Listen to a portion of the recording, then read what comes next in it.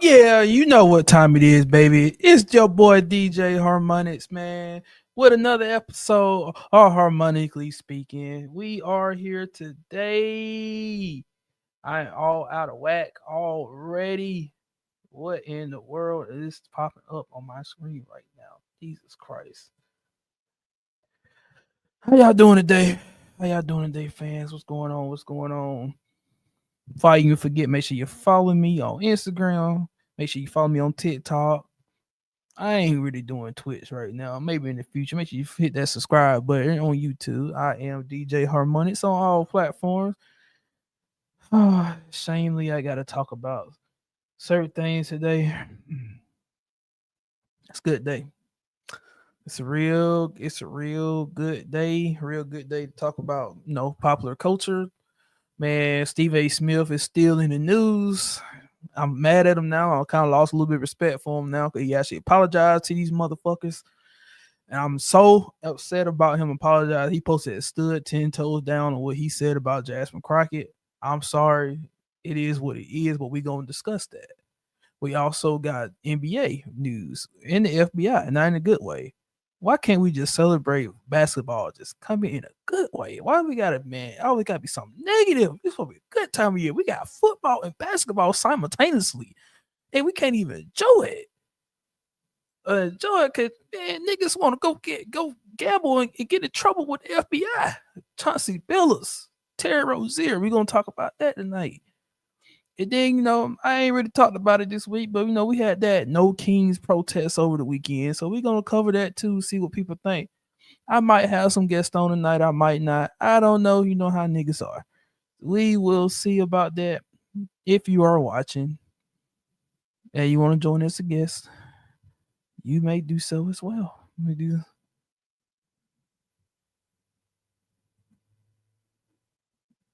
Make sure you hit that subscribe button though. Every subscribe, every comment, it matters. It truly does matter. There's one thing I forgot to do. Oh, I'm so mad. I forgot to do it. Oh my god, I forgot to do it. I forgot to do it. Give me a second. Give me a second. We're gonna get it together. We're gonna get it together. Come on now. Come on now. We gonna copy this link address. Yeah. We're gonna copy that. Then we gonna leave that site. And we're gonna come on back. Comment section. We're gonna paste. If you would like to join the chat and discuss at any point,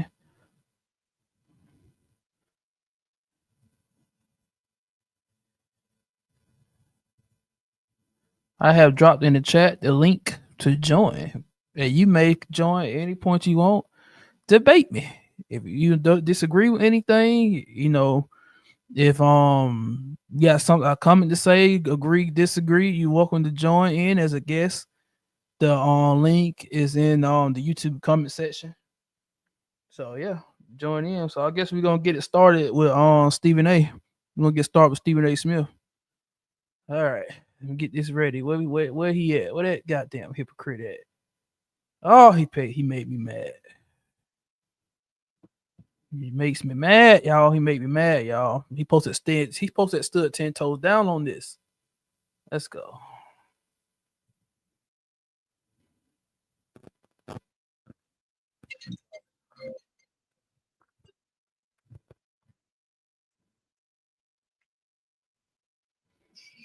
Yo, what's good?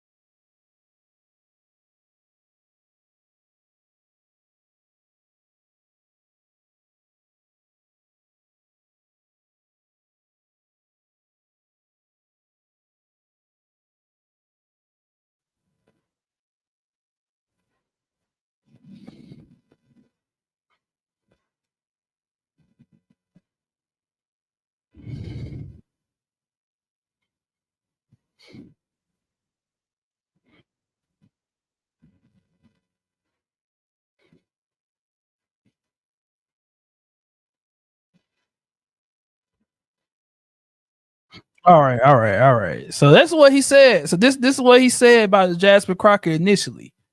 Yeah, he got a lot of blowback. He got a lot of blowback on this. I don't want to watch Roland Dan Smith. Where's the blowback? Stephen A. Smith. Where's the man? I got what's the blowback on Stephen A. Smith? This is what I want to know. I don't want to see the Breakfast Club either.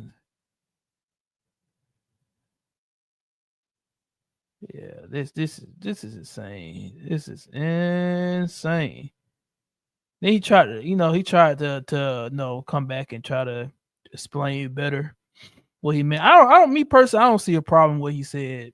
You know, everybody kind of blew up on this. This is the problem with the black community today. You really can't say shit. You really can't criticize nobody at all, especially black women. You just can't do it. No matter what you say. And it probably that clip didn't even show everything he said. He said about 5 or 6 good things about her before he even said what he said in that clip. And everybody skipped right over that and went straight to the one critique he said about her.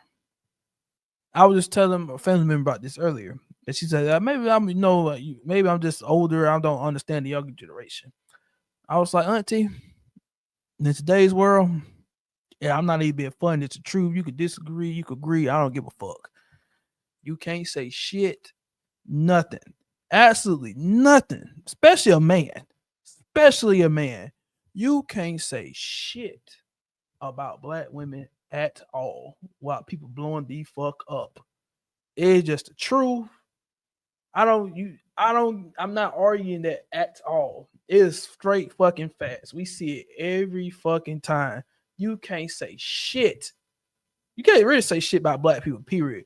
But especially black women. You can't say a motherfucking thing about them. You can't critique them. You can't say nothing. Hey, this is what's wrong with this. They need to prove in this. Nothing. You can't say a motherfucking thing.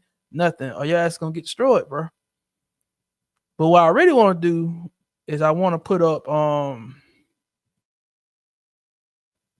want to put up the apology because he came out what was yesterday? Yeah, he came out yesterday and actually apologized. And I was kind of sick. I ain't gonna lie. I was sick when I heard that he apologized. I was like, what are you apologizing for? It was your opinion. It doesn't matter if you were right or wrong. It was your fucking opinion. Like, why are we so fucking soft today, man? I hadn't even watched the full apology, so I don't want to be a hypocrite. Tell people not to just depend on clips like that. So I'm gonna sit here and I'm actually gonna react to the apology now. So, with this being said, we're gonna go ahead. No, I didn't mean to do that. There we go. All right, let's see what our man got to say.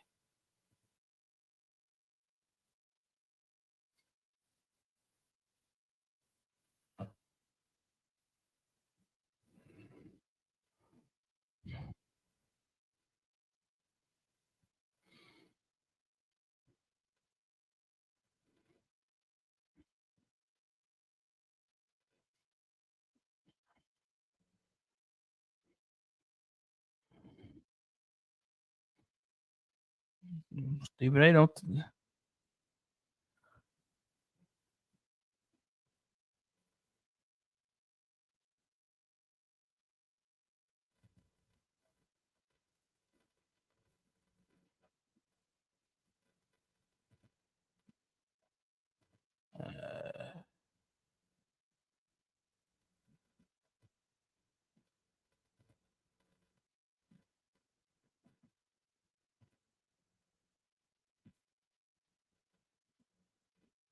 Hold on, wait a minute. Somebody said we can't hear the clip. Hold on. I can hear it through my headphones. That's weird. Let me see.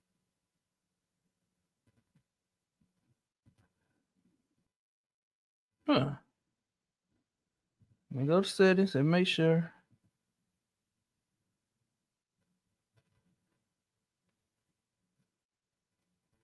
Huh.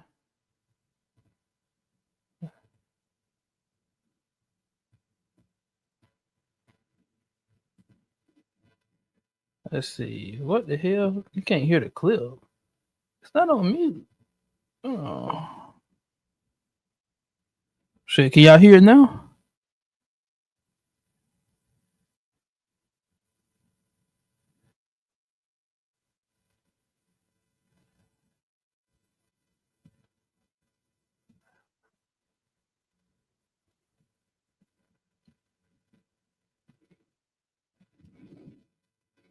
What in the world?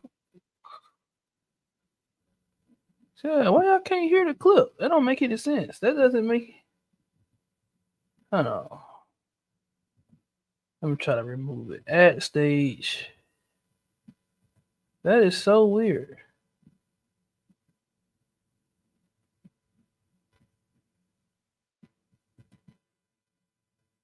My speaker, headphones.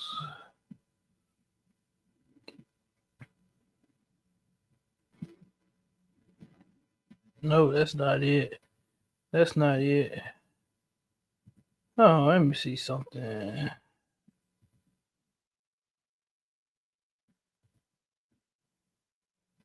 Let me see something real quick. Share screen.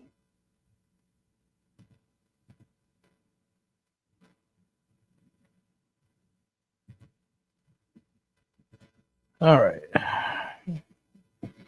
Let's try it one more time. Raw, that is fine. All right. Let me know if you hear and I it have now. no problem apologizing to that to my sister because, damn it, I want her to know I don't feel that way about her. Just like I didn't feel that way about Kamala Harris. Just like I don't feel that way about the marvelous, the wonderful, the incomparable, the greatest first lady ever, and Michelle Obama, in my estimation, or anybody else. There we But go. what we're There going we to do go. Okay. on this show is Yeah, that's understand weird. who I the don't know hell what I happened. am We're and gonna how start it's that going to over. be as long. We're gonna start that over because I don't like that. So we're gonna start over 10 like the last 5 minutes and fucking happen. All right. Now we good. Stephen A. That's what See, shout out to my boy Frank, man. He always a good because help, obviously man. this doesn't have anything I to fuck do with my with boy sports. Frank. Shout out to him. This has a lot to do with a whole brouhaha that's been going on with me over the last few weeks. Now, I will tell you, I apologize for not speaking about this earlier. If you took a close up of my face right now, you'll see the right side of my face swollen. I had I don't like emergency that, man. So you root got beat canal, up. double root canal surgery. And so I've been down and out and drugged up and stuff You shouldn't like have that said over the that, man. last People few gonna take that days, clip and run with trying it. to overcome this stuff. They But gonna say you got nevertheless, your it ass is what it knocked is. out I'm by. here right now. I I wanted to can make take a I can moment make a joke. because I saw something disturbing in regards to President Donald Trump and how he came at Representative Jasmine Crockett. And I wanted to take this opportunity to attack this issue as it pertained to me and Jasmine Crockett because I personally have had an issue with how things have been misconstrued and misinterpreted. But at the end of I already don't like him apologizing. Like, what are you apologizing for? Like, they not gonna understand. Like, the sad part is he apologized people. Nobody gave a fuck about it. Anything they double down, called him a coon, slave master, all that shit. Nigga, I would have said 10 toes down on that shit. the day, I have to own it. And that's what I'm going to do today.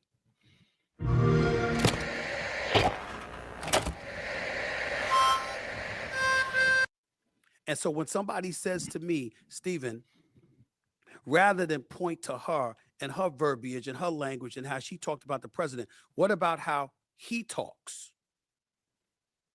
I have no problem with that. I can understand that. And if that is the reason that everybody is in an uproar, that is fine. And I have no problem apologizing to that to my sister because, damn it, I want her to know I don't feel that way about her.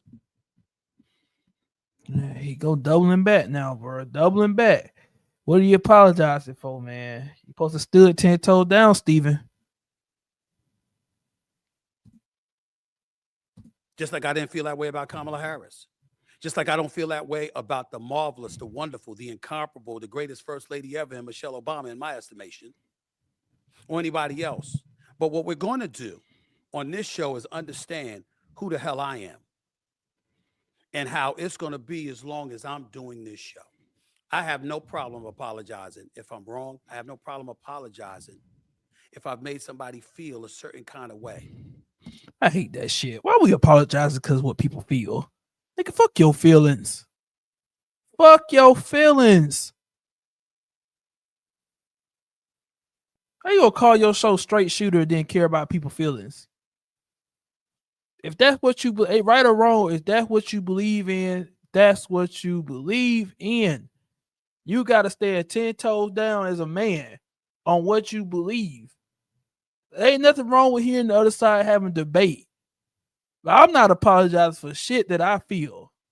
Well, I ain't no way. I'll take it back. Not what I feel, what I think. If that's what I think, if that's what the fuck going on, and that's what the fuck going on. I'm not apologizing for shit. Soft, man. Soft. But I'm going to challenge the legitimacy of what people come at me with when I think that challenge is warranted and deserved. If you came to me and you said to me that it came across as a bit dismissive, Stephen, you should have been more protective of her than that, because look at how he speaks. Look at how they act on Capitol Hill towards her. I understand that. But when somebody tries to take that to accuse me of being disrespectful or in any way misogynistic, I'm going to push back on that, because that's emphatically false. There's no truth to that whatsoever, and I'm not accepting that, and I'm not owning that. I can sit up there and I can look at Representative Jasmine Crockett. Do you know what I think she should be doing? I think she should be competing for the Senate seat in Texas or for the Attorney General spot, because she's qualified. I agree with half of that. I ain't gonna say whether she should run that high or not. I'm not gonna say that. I ain't gonna say she should. I ain't gonna say she shouldn't. She's qualified based on her education, skill level, stuff like that. She is qualified. I can be objective. She is qualified, which also what he said in the original video. He said she was educated, she was qualified, and he said all this in the original video. But people must got a fucking brain for it. They must just fucking forgot that he said that, or just skip right over that bullshit. Okay, though, it's okay. I personally think Kamala Harris should have ran for governor of California. I've said it for the record that want Kamala Harris to run and lock niggas up again. You want to lock niggas up again? Kamala Harris will locking niggas up at a high rate in California. I don't know. Californians agree with that. At least the men wouldn't. I don't know. I don't know. Maybe the men wouldn't. I don't know about the women. The women probably fuck with Kamala. Yes, I fucking voted for Kamala Harris. God damn. Because ever since I came out about this bullshit with Steve A. Smith and said I agree with him, everybody called me a coon, fucking slave master, you a Trump supporter, all this bullshit. I did not vote for Donald Trump. I vote for fucking Kamala Harris. God damn it. You heard me. I fucking voted for Kamala fucking Harris. I would have rather nothing be done in the next 4 years versus the chaos that white thug in office has fucking put on us now. I said it. Please clip that. Michelle Obama was running for president, she would have beat Trump, in my opinion. I think she'd have done it. That's how I feel. But somehow, some way, it's never enough for some people out there. I understand. I would advise you to get over it or buckle up, because I'm not going away. This is my show. I will say what I feel and I will do what I want. It doesn't mean I'm going to be insensitive. It doesn't mean that I don't care about our community. A matter of fact, most of the trouble I get in is because I care about our community. And the reason I'm bringing this up and the reason that I'm willing to attack this subject, because this really ain't about Jasmine Crockett. I respect her. I wish her nothing but the best. I was simply asking a question. That's all. What's working for you? Because I don't want her to lose the prowess that she has. I want it to continue to gain and elevate. We need resistance to what we see going on in the streets of America. He stands a monument to human patience. I asked a question. I don't know why you defending yourself to these people, man. These people gonna stay on the Democrat plantation. And that's what we call it, Democratic plantation. By the way, if you want to join in as a guest, you want to debate me, I'll be here. Put the link in the comment section. I invite anybody to come on and talk about this subject. You agree, you disagree. I am of the people. I am not scared to debate anybody, to talk about it with anyone. So there you are. There you go. He apologize to the people, man. It's like, if you're gonna believe it, something, stand 10 toes down on it, man. You can't be going wishy-washy when it comes to politics. I get it now with Trump feeding into that nonsense, giving him fodder or ammunition to continue to go out there and talk about our black women that way. I got it. I don't like that at all. I don't want to be associated with nothing like that. And I apologize because I respect the hell out of Jasmine Crockett and what she has accomplished. I absolutely do. And I appreciate the fact that she feels compelled to fight the way that she's fought, the way that she fights because of what she's dealing with. I've been a journalist for over 30 years. I don't want enemies. I truly don't. But I'm not here to make friends. I'm here to call it like I see it. See, you contradicting yourself. How can you call it like you see it, then turn around and apologize for your opinion? You didn't say anything wrong. Now, people disagree with that. That's fine. But you can't be scared. So you don't let these left wing motherfuckers bully you. I don't like that. You cannot be bullied by either side. You don't let these motherfuckers bully you, bro. I don't respect you no more. I'm still gonna watch you with sports and stuff, but man, straight shooters over with. I don't respect you no more because you don't stand 10 toes down for what you believe in. And as a man, that's the first thing you're supposed to do. You're supposed to stand 10 toes down for what you believe in. That's just the rule of law for a man. It should be done respectfully. It should be done with the sensitivity that it needs to be done with. I get it. I understand. But I'm going to be me. I'm going to call it like I see it. I can look Jasmine Crockett in the face and say, I'm sorry for any kind of noise I caused in your direction.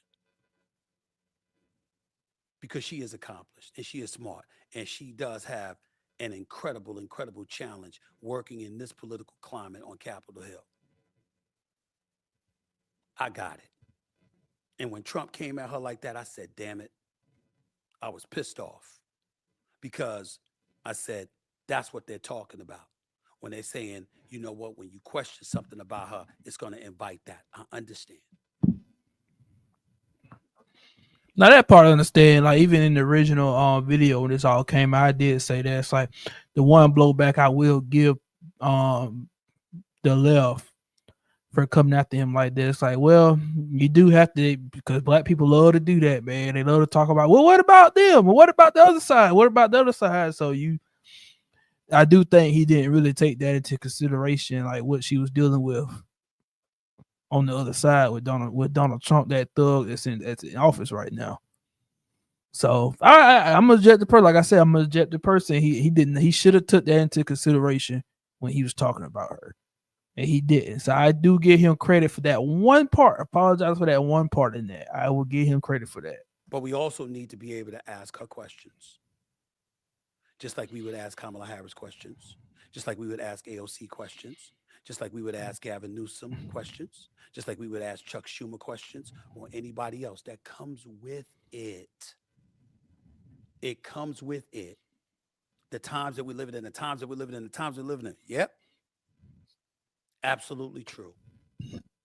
Which is why I was screaming to get our focus away from the cancer culture and identity politics and the kind of things that would turn off 77 million voters, which pretty much comes down to about 20 swings, 20 swing districts, if you really, really want to think about it with these elections. But that's a different story for another day. The point is, times are tight. And the slightest... Now, I will say, I'm not going to go into too much detail on this live because I haven't really done my research on that, but I did see where they did try to redraw the lines for the districts. I don't know if they did it for the whole country or specifically for Texas, and I know it did kind of screw over Jasmine Crockett and the black representatives in the House and kind of gave them less representatives or less jurisdiction in Texas. Whether that was on purpose or not, you could assume it was. I can't say 100% sure because I ain't done my research, but I guess you could assume it was. And I will give her credit for that. That is fucked up. So, but I'm not gonna talk about it too much because, like I said, I ain't did my research on that. I don't like talking without being knowledgeable enough about it. Little thing can turn people off. And in the end, as trifling as President Trump can be, the fact of the matter is, millions upon millions of people felt that he was closer to normal than the Democratic Party. He stands a monument to human patience. That was then. Ooh. This is how we play now. What you gonna do about that? I have a right to ask that, just like anybody else, especially since I want the Democrats to regain some power in Congress. I agree I don't with want the that. Republicans having the White House, the Senate, and the House. I agree with that. I want the Democrats to have some power somewhere. I always thought that. See, this is a problem. Another problem I have with black people's own reaction to this whole shit. As soon as you say anything negative about the Democratic side, they assume you're a Republican. You have to be hard right or hard left.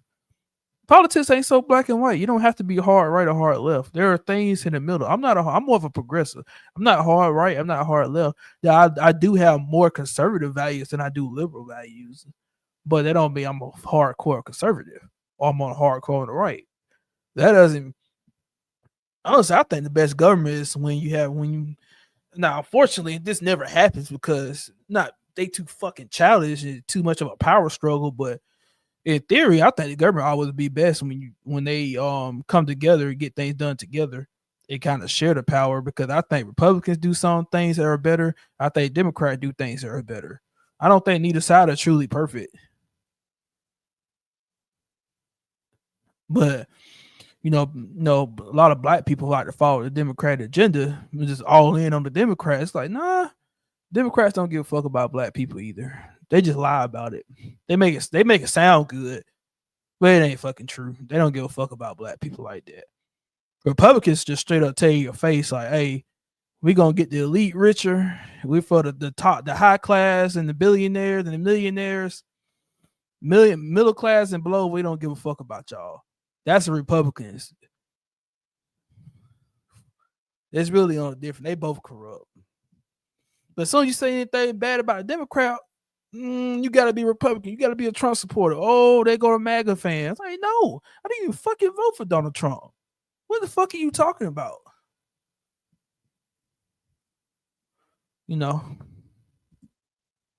I want to help. I'm not trying to hurt.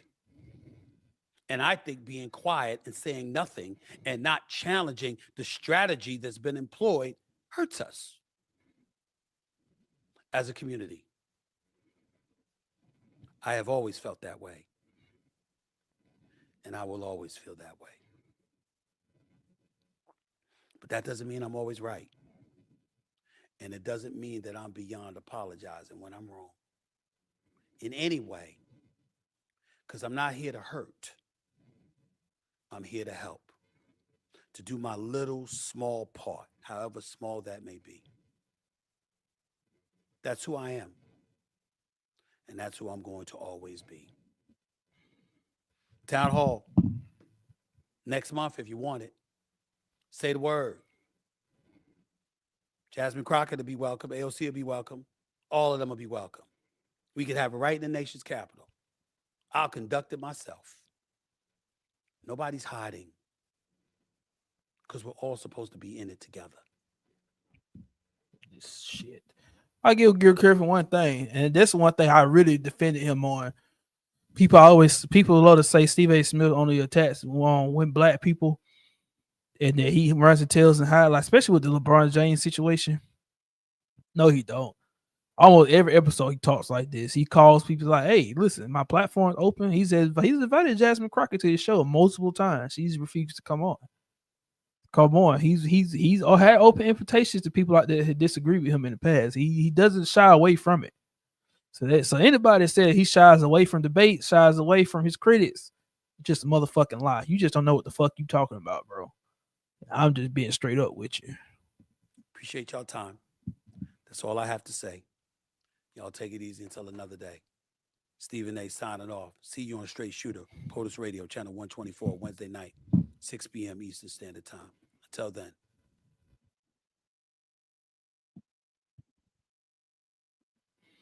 Okay. Y'all tell me what y'all think about it, man. Make sure you drop it down in the comment section below. You tell me what you think about that set, man. I already said my piece. I told you he shouldn't apologize to me for the most part. Yeah, he shouldn't apologize. Ooh, what is this?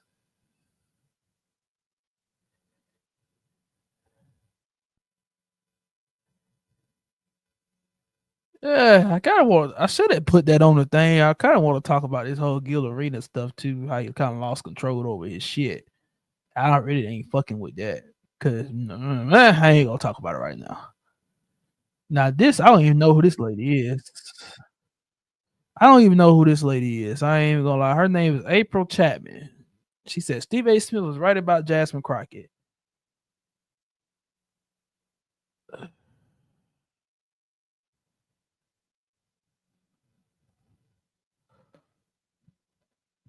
You think I should show this? I don't know. What y'all think?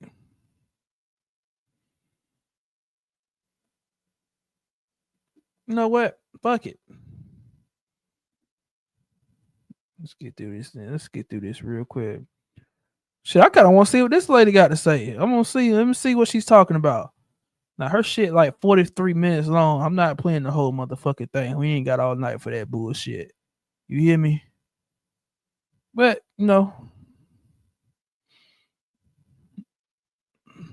let's see what the fuck she talking about.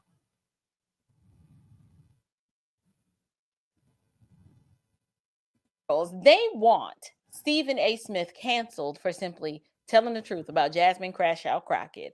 And I'm sitting over here like, when did honesty suddenly become hate speech? Y'all, this is really messed up. I mean, Stephen A. Smith, he's a lot of things, but in this instance, he actually spoke the truth, and I don't even understand what the problem is, but we're going to try to unpack it today coming up on Unshakable with April Chapman. Let's get into this.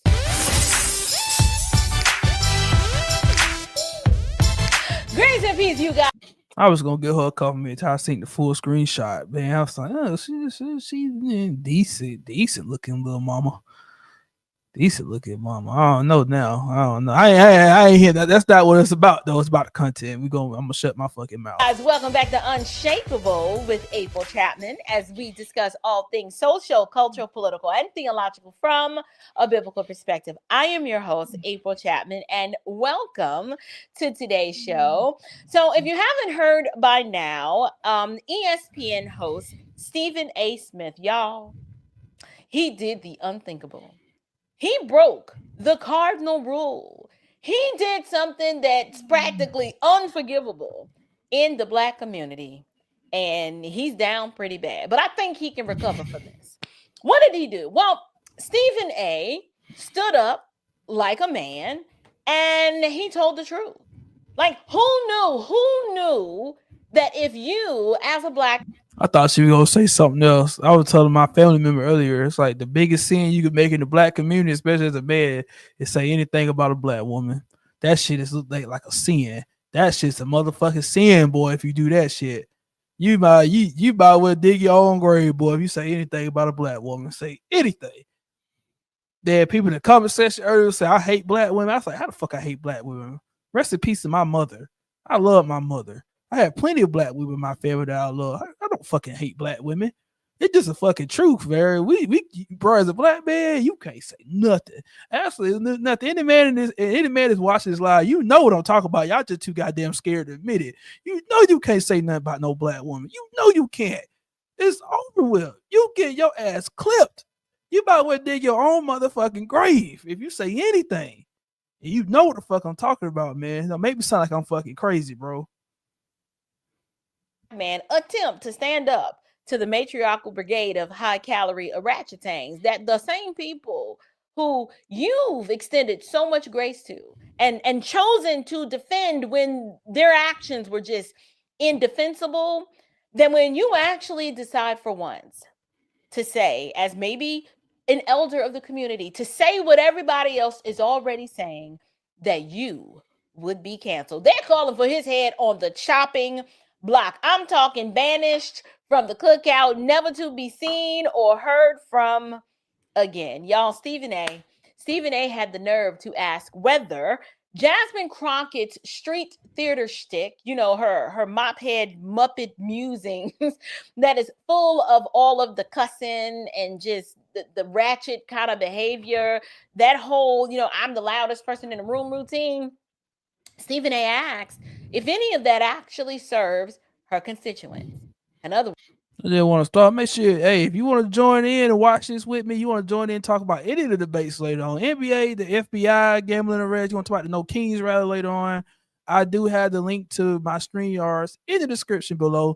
You may join, talk your shit. If you disagree, agree, you may join. I'm not scared of any debate. I actually love talking to people. I hate talking about myself sometimes. I love having discussions with people. I love listening to other people's opinion. You might change my mind. I'm a very objective person. So yeah. Link in the description. Up on the screen right now. words, Stephen A was asking, does the performance produce policy? I mean, to me, it's a reasonable question to ask, but the matriarchal squalor industrial complex, y'all, they darn near crashed out. Okay, let me also include in the clique of the crash outs were the liberal, progressive, emotional, effeminate, beta male soy boys. They too were clutching their imaginary pearls. You had all the Shaquanas over on TikTok and with the blue checks, they were shrieking. I mean, y'all, it's so bad. Like, it's still going on that the chief of Ratchetang herself, Tiffany Cross, the fired former MSNBC host, what's it called? Not the readout, the cross. I can't even remember the name of her show. It was that irrelevant. But anyway, she called for Black men to lead the boycott. This chick went as far as to say that Black men, you need to turn Stephen A off. Do not watch his show. Do not support his podcast. I mean, this chick is big mad. She is big mad. And so we got to talk about it. So what I want to do is I want to play what Stephen A actually said. Let's play what he said first. And then we will come back and look at what the backlash that Stephen A actually received. So let's watch Stephen A first. You Jasmine Crockett or somebody like that. Ladies, I respect. Intelligent. Before we move on, before we keep on with the video, I do want to say,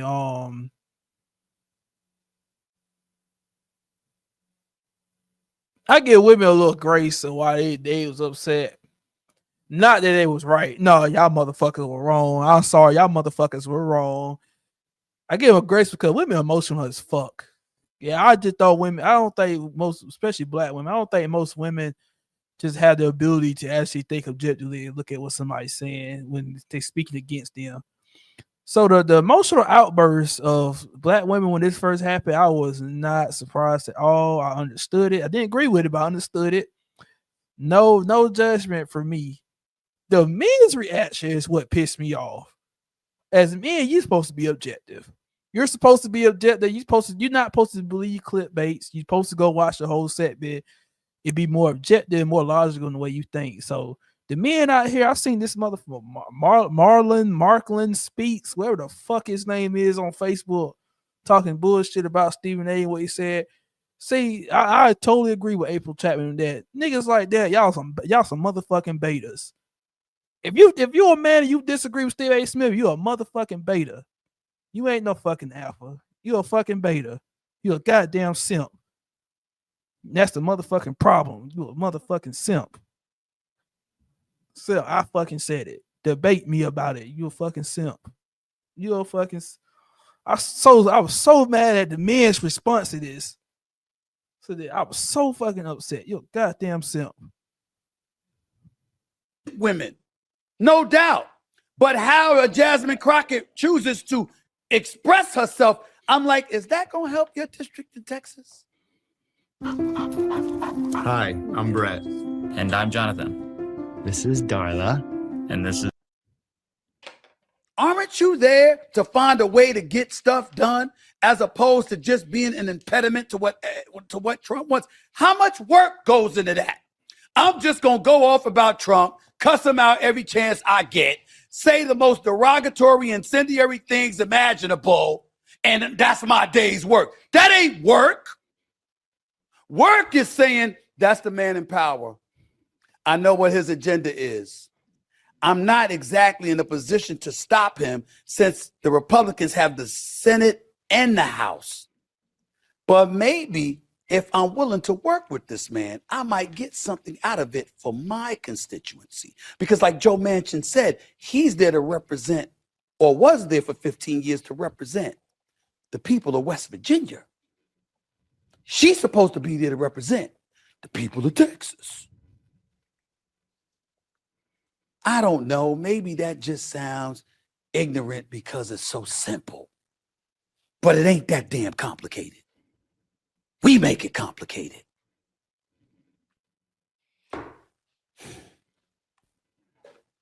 Damn, it's frustrating. Poor Stephen. Stephen, really I am can so be. sorry. Stephen, I am so sorry that you are experiencing this. But I was writing down, taking some notes. But first, when I first saw this clip, right?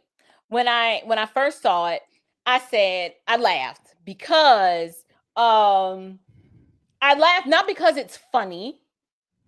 I laughed because I already knew the backlash that was forthcoming. So first, let me just engage with a few things that he said. First, he called Jasmine Crockett intelligent. I think that was just him being gracious. What I believe, hear me clearly. I understand she was educated, formally educated in a very pristine, private, prestigious high school and quality, top-notch education, right? And then she went to Rhodes College. She's passed the bar. She is educated as far as book smarts go, or perhaps I would even argue it's more of an indoctrination. What we're failing to realize is that these people don't want wisdom. They don't want the wisdom from you. They are rejecting your wisdom because, one, it is too simple and it's righteous. Not calling you righteous, but the wisdom that you were giving here was righteous, and they don't want that. I agree with that. I think what it really come down to it, I remember about a year ago, I remember Joe Budden did a pretty popular interview with Candace Owens. Well, Joe Budden basically admitted that black people rather hear a comfortable lie than an honest truth.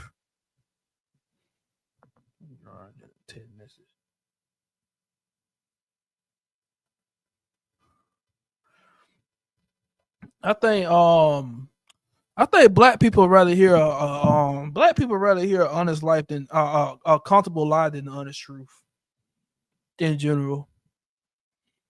And we definitely been indoctrinated, man. When it comes to like politics and the Democrat versus Republican, we really been indoctrinated.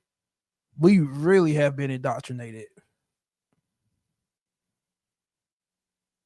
I don't not understand it, but we're gonna keep on watching. I think we about to have a guest pop on in a minute, so I'm kind of excited, have a conversation with this guest that's coming on. And so, now what we need to do is let's take a look at the crash out from the woke blackity blacks, okay, the bliggities, the woke justice.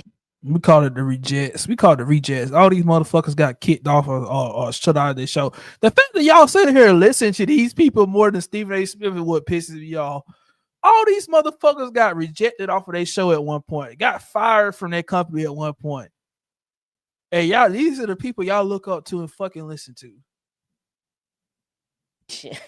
I love saying that. Y'all, I'm sorry. Yes, I am using inflammatory language here. I shame, I mock, I ain't gonna lie, April, you look good. You look good. You look good. I like the natural hair. I love the natural hair. I am never gonna shame a black woman because black woman got some of the best hair on the planet. I'm never gonna shame a black woman for wearing her natural hair. I love it. I love it. Do your thing, queen. I do a lot of that because you have to. These people need to be shamed so that they can see the tomfoolery of their actions on full display. And it needs to be shameful for them to act this way. And so what I do is I just elevate who they are and I put it on full display for everyone to see. And yes, I do mock. I do. But let's watch the crash out. You know, and I would put Stephen A. Smith in that category too. I'm mad at y'all for having joy. I'm mad at y'all for having success. I'm mad at y'all for surpassing us on college campuses. And so it's a small sect of men that are so angry and hurt that they're willing to align with the people who oppress us. What am I getting wrong? Because if you listen to Stephen A. Smith and you find anything other than some absolute pure self-hating little dick energy nonsense from that half-witted idiot basking in the non-existent rays of his own ignorance, it is sad to me that he even gets an audience of black men. Why aren't black men right now saying, Stephen A. Smith, we banning him, we not listening to his podcast, we're not watching his show anymore? That's what black women do. We organize. Yeah, okay, men are not doing that because they're not led by their emotions, right? They don't crash out when someone says something. Shit, I disagree with that, boy. This has brought out all the goddamn beta males. This shit here, boy. Like I said, I wasn't surprised by the women responses, man. Women are emotional, man. They hear some couple trigger words, like Stephen A. Smith said, and it's over with. I wasn't surprised by women's response at all. I expected it. Literally, I was watching the episode live when he said this shit about Jasmine Crockett. And when he said it, in my I wasn't sure how much it was gonna blow up when he said it, but when he said it, I was on my mind like, oh boy, black women ain't gonna like what he's saying right now. He gonna get some blowback. I just didn't expect the men to blow back the way they did. I'm just like, boy, all the beta males came right on out, man. Hurricane just came right out that bitch, man. Whoo, boy, man, them beta males came out, boy. Steve A. still started talking, bro. You get to the alphas, we know. We know what Steve A was talking about, bro. We know what we talking about. Them betas came right on out with it, man. Whew. Man, the Democratic plantation, man. That pushes up against their deeply held presuppositions. They're actually able to hold on to a modicum of reason and logic and hear the argument and then craft a credible response to the argument if they disagree. What you are doing, Ms. Cross, is in the Win with Zen sweepstakes, you can get a chance to win $100,000. But there's more than one way to win. You want black men who are using and operating in wisdom and who see the trajectory of the way our culture is going, and you want them to abandon logic and reason and wisdom, and you just want them to side with you because you feel some sort of kind of way because one person said something about Jasmine Crockett, which is true, but you don't like it. And so instead of you actually listening to what Stephen A. said, you decide to insult him and make assumptions about his man parts when we don't even know the last time you seen one of those because you single as all get out because your attitude is trash and you're an orangutan. And then you sit here in the company of these little beta blockers, these beta male soy boys who are so weak that they are afraid of you. And that's why they don't challenge you. That makes y'all when I saw this clip, I laughed. And I laughed because women like Tiffany Cross are incredibly delusional. Just delusional. Now, to be fair, I like her. I like this lady. This is literally my first. I'm watching this live with y'all. Like, this is my first time even hearing about April Chapman. I don't even know who she is for real.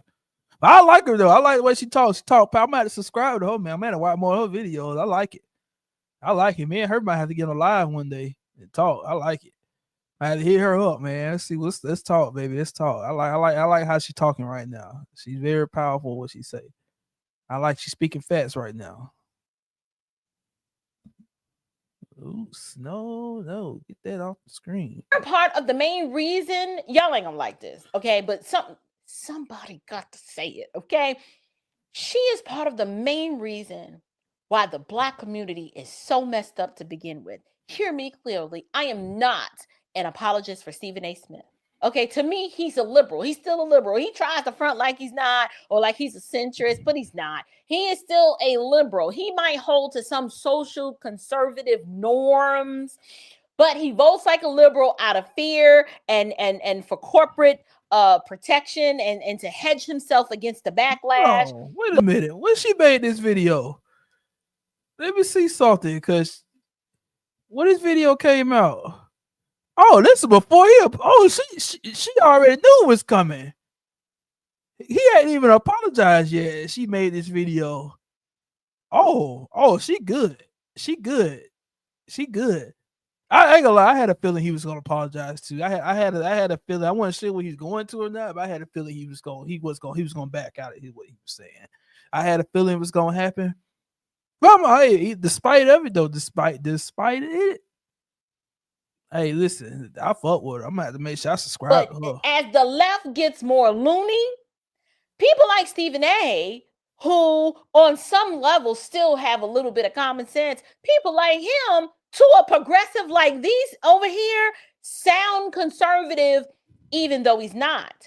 So this clip, and I'm not finished playing it, it made me laugh because I'm like, so now she's saying that she's mad at Black men because they won't cancel Stephen A. But then she also said, y'all are mad at us because, what does she say? We have joy. I'm like, flag on the plate. When the last time you actually met a liberal Black woman that exhibited signs of joy or inner peace? Lady, you have no joy. This is why y'all act the way that you do. You're very bitter and you're broken people. There's no joy. But she said, y'all are mad at us because we had joy. Y'all are mad at us because we have success. And y'all are mad at us. Y'all, I don't know. Y'all are mad at us because we have, we're doing we've got all these college degrees. And I'm like, the delusion. You really think men are mad at that? First of all, you don't have joy. They're not coveting the joy.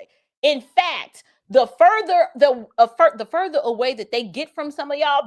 She should have corrected y'all with that. I don't know if she go as far as correct y'all with that. Women are not the most educated. They're the most enrolled. Asian women are the most educated. And I'm not saying that to be mean at all. I wish it was true. Like, hey, if when Black women were the most educated, I would have no heart's here about saying it. I would be happy for my queens, but it's just not true. Asian women are the most educated. Black women are most enrolled. It's a difference. The more joy that these men actually tend to have. Let's be truthful. I'm going to keep it 100. But success, there is that projection of, because she's achieved success, she thinks that Black men are coveting their success and that Black men are coveting these useless degrees. Trust me, they are not. I know so many Black men who do not want your little funky college degree, and the little success that you think you've achieved, they wouldn't trade it. They would not trade in their peace and their joy in the simpler things in life for the alleged success that you think you've achieved. They don't want what you have. In fact, they're trying to figure out why you just won't cooperate with them so that y'all can work together in a complementary relationship to help rebuild the Black family, but y'all don't want that. So you're mad, in one breath. I'm gonna pause it right here. I'm gonna pause it right here just for a second because I do got a guest. Let me see if she ready. Let me see. I do have a guest that's ready to jump on. I want y'all to introduce. Let's get it. We got Kayla. Oh, what's up? What's going on? You hear me? Yeah, I can hear you. Can you hear me? Oh, yeah, I can hear you. Okay, thank you for Yeah. I'm sorry I'm late. I had to kind of get a little, No, you something cool. No, it's all cool. out there. It's all good. That's all. How you doing? Tired. How you been? Yeah, I'm straight. I ain't got no. I'm just sitting here watching this video.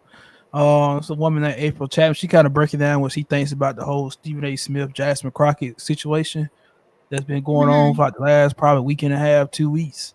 So, I'll say, have you heard about that?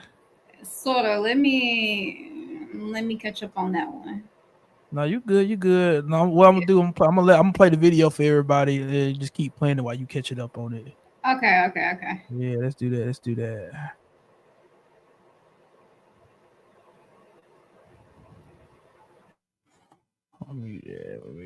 All right. You say that you're mad at black men because they won't cancel Stephen A. And then in the next breath, you pit black men against black women again by alleging that they're mad at you because of joy, some perceived success, and some college degrees. How shallow are you? That is so shallow. But it made me laugh because I'm like, you're looking at him and wanting him to cancel Stephen A. And I'm like, so now y'all want black men to lead? Right? You don't want them to lead in the home. You don't want them leading with the kids. You don't even want them leading when it comes to establishing or reinforcing moral standards on you.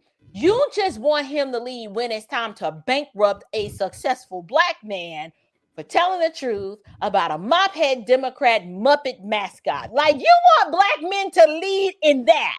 That is the height and the pinnacle of the black male leadership that you are calling him to. I get it. Okay, duly noted. Her diatribe is laughable to me. We have got to the point where literally anybody can build a fully working app without knowing how to code. This is based. Stephen A. actually said. All right, so what I'm gonna do is I'm gonna play the part what Stephen A. originally said about Jasmine Crockett. So you know who Jasmine Crockett is, right? Yeah, but what's been like going on in the past couple weeks? I ain't been here. She about to play the clip what Stephen A. Smith originally said about Jasmine Crockett that got aired. So what he about to say in this clip, he said this about Jasmine Crockett, and the black community basically got outraged by it.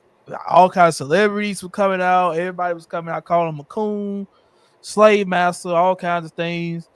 For going after Jasmine Crockett and what he said in this clip that she's about to play.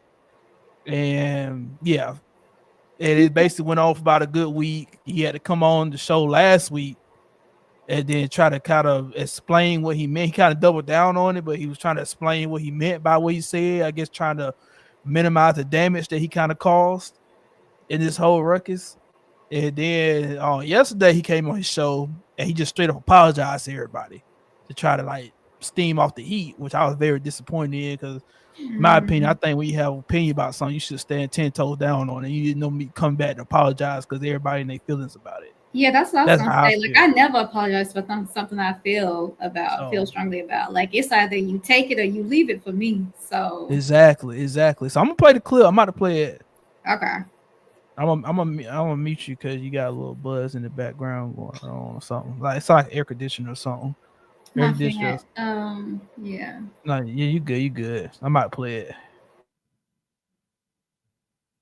Let's play what he said first, and then we will come back and look at what the backlash that Stephen A. actually received. So let's watch Stephen A. first. You Jasmine Crockett or somebody like that. Ladies, I respect. Intelligent women, no doubt.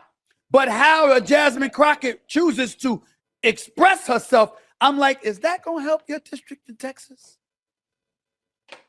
Aren't you there to find a way to get stuff done as opposed to just being an impediment to what Trump wants? How much work goes into that? I'm just going to go off about Trump, cuss him out every chance I get, say the most derogatory, incendiary things imaginable, and that's my day's work. That ain't work. Work is saying that's the man in power. I know what his agenda is. I'm not exactly in a position to stop him since the Republicans have the Senate and the House. But maybe if I'm willing to work with this man, I might get something out of it for my constituency. Because like Joe Manchin said, he's there to represent, or was there for 15 years to represent, the people of West Virginia. She's supposed to be there to represent the people of Texas. I don't know. Maybe that just sounds ignorant because it's so simple. But it ain't that damn complicated. We make it complicated.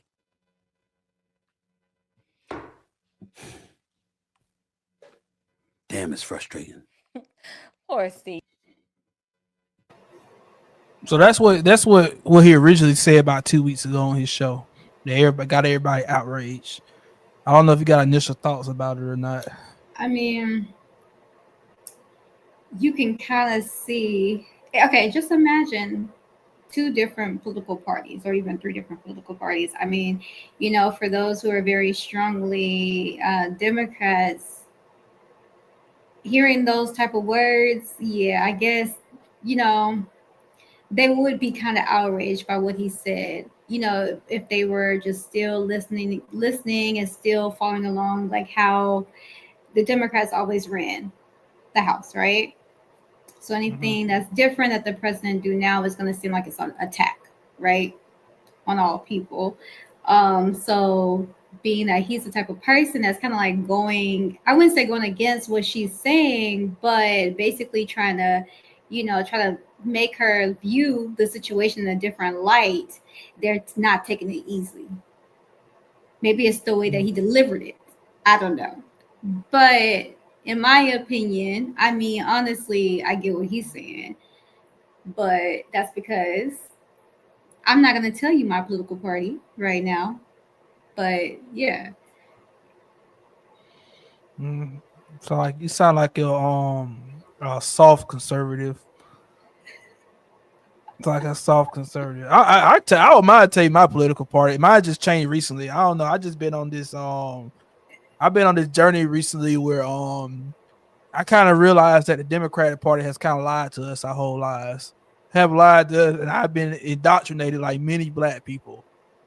In believing the history books of what they told us growing up. If you're minority, you got to vote Democrat. If you're white, you got a Republican. Republican's the enemy, and all this nonsense that they told us growing up. And I finally realizing recently that people like Candace Owens is not so wrong. They're not just totally crazy. They're not. Now, do I agree with everything people like Candace Owens said? No. Do I agree with? There's some things I disagree with. Even people like Charlie Kirk. But would I say they just straight up wrong about every single thing? No. They have some points about things they were saying. And I think I started to come to the position now where I wouldn't even tell anybody not to vote Democrat. I would tell them to do your research, look at the legislation people are pushing, and then vote based on what's best for you, your family, and your community. Yeah, and I agree. I feel like it's based off of your views. Are you comfortable with the continuation of how society is basically grooming our kids or grooming our our structure, our education system, our healthcare, and like do you see where there's like a loophole in our system, or do you see where things could have been changed better? I mean, what do you agree with? It's all about what you agree with and your views on certain stances. And I think a lot of us I would say coming from different cultural backgrounds, a lot of us in our ethnicities and stuff, they will say, hey, if you're this color, you come from this background, yeah, you should continue to vote this way because these people on this side are just negative, consistently negative, but they're not actually doing their research, and actually comparing, the way society is and what have not been displayed to us the real truth. So right. And I agree with that. I agree with that. It's man, I made a video about this when it first came out. Said I think Steve A. Smith's right. Man, they lit my ass up in the comment section, man. They called me a slave master. They put the raccoon pictures, called me a coon, said I was a Trump supporter. I fought with the orange man, which I told like, no, I actually voted for Kamala Harris because I would rather nothing be done in the next 4 years than the chaos that has happened in the last, 8-9 months Yeah. that we've had Trump in office. So but it just a goes lot to of show people, you how much power a person can actually have, or actually they can use if they decided to, compared to having power and not knowing how to use it. Like when I really feel like he knows how to play chess. Now, whether that's a good thing or bad thing, he knows how to play the game. yeah, no, I agree with that. I'll try to explain that to some people in my own family. I was like, people get MAGA and Republicans mixed together. I was like, every Republican is not a MAGA supporter. Yeah. Every Republican, the MAGA is a whole different movement outside of Republicans and Democrats. It's a whole. That's what really dangerous, the MAGA movement. People even assume I was part of MAGA and stuff just because I said something bad about Democrats. I was like, man, I like Democrat really got y'all. They really lied to y'all, man. They really lied to y'all. And honestly, I mean, it's not. I feel like you don't have to be a conservative to really, see where there's some misunderstandings or some false information that has been given to the public. You can just be a regular person just to learn and understand what's going on. But you don't have to be put in the box. Honestly, you don't have to be put in the box as a Democrat, liberal, or a conservative. Unfortunately, that's how most people think. But a lot of people, a friend told it to me best. It's like, man, unfortunately, most people are followers. That's not the majority of people are followers. They're gonna believe what they hear. They're gonna follow a narrative. There are not many people are free thinkers that actually can think for themselves, see things objectively. Most people gonna hear a story. If they can identify with that story, they're gonna follow it. And that's why we got a Democratic, I call it a Democratic plantation. Where you just like, you gotta vote Democrat no matter what. That's one of the things that go against black people. I was trying to tell people, my family, that was like, this is why you can't just automatically vote Democrat, because this is the reason why. But Democrat, if you go look at the legislation, a lot of things the Democrat done the last 60 years, man, you can't see too much that they actually done that like directly benefits the black community. And that's because they take the black communities vote for granted, because they know a lot of black people are suckers. We just gonna vote. We grew up being taught that we were gonna vote Democrat no matter what. It doesn't matter what their policies are or what it's not. We just vote Democrat. So they take that for granted. So that's why they all when you ever see a Democrats election campaign, they start talking about LGBT policies and they start talking about immigration policy, because they got to try to get those votes. They already know they got black people vote on lock. They already know that. So that's why they don't have to do anything to appeal to us. But one thing I also gotta say, even with that, as a Democrat, back then, as many Democrats as we had in office, and just the recent ones we've had, there has been so many, I guess, push for other races for, like no hate against a certain race. There has yet been a push for no hate against a person of color. I guess you could say black, right? So for you to be so wrapped up in, or not you, but for people to be so feeling so strongly regarding the last Democratic Party compared to this party, honestly, it goes back to saying, what have they really done for you, to benefit your people? It's a lot of things. Like, so some people got that's such not a even hatred. Just all. That's just one of the things. Yeah, exactly. Some people got such a hatred for Donald Trump, and I don't like him either. But yeah, they'd be somewhat objective in certain things. Like, for instance, man, the ICE raid's going on right now.